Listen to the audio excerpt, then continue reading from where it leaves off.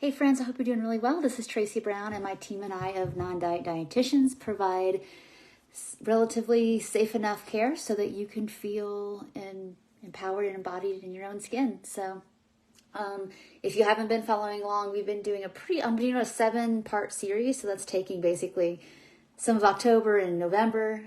This is 2023 when I'm recording this live.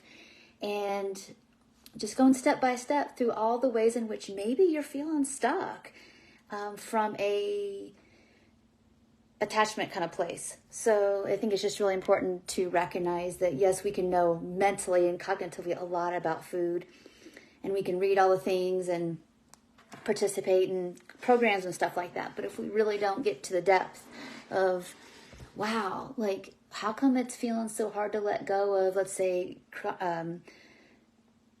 compulsive gym going, like I feel guilty or bad or even mad or angry if I can't do my prescribed workout, or I don't want to let go of counting whatever it is, calories, macros, whatever it is you're doing. A lot of times you might be bumping into a pretty common thing that people struggle with, for people who, especially people who grew up in very performative families that needed to earn love. And what that is like having a certain behavior pattern around food and weight and body starts to take on, like, it feels like it starts to merge with our personalities.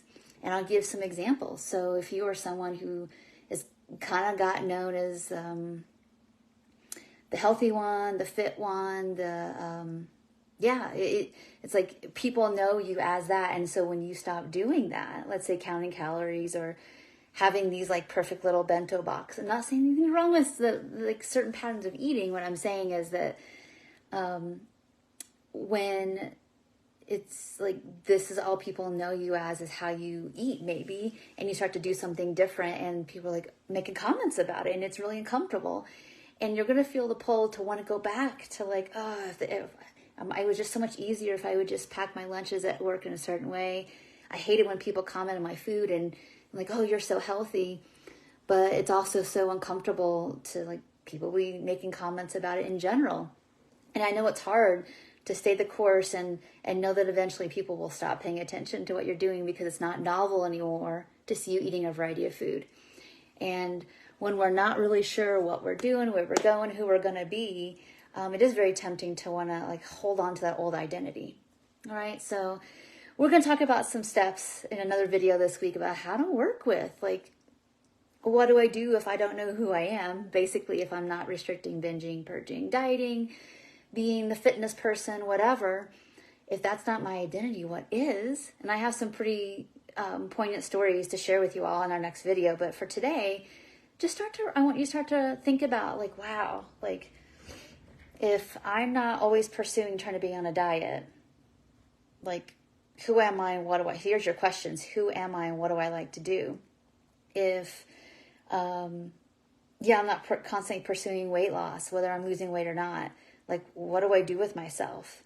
Who am I if I don't have this eating disorder? Because this is the way I've behaved and thought, and my life has revolved around these rituals and routines for 5 years, 20 years, 50 years.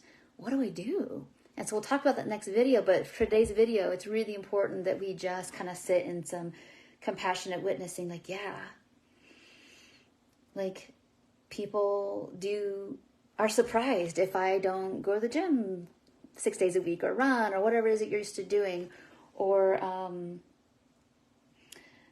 if I'm not the one always concerned about health and always on some kind of new health regimen, or following a guru, or reading the book, or putting my family on these health routines or regimens.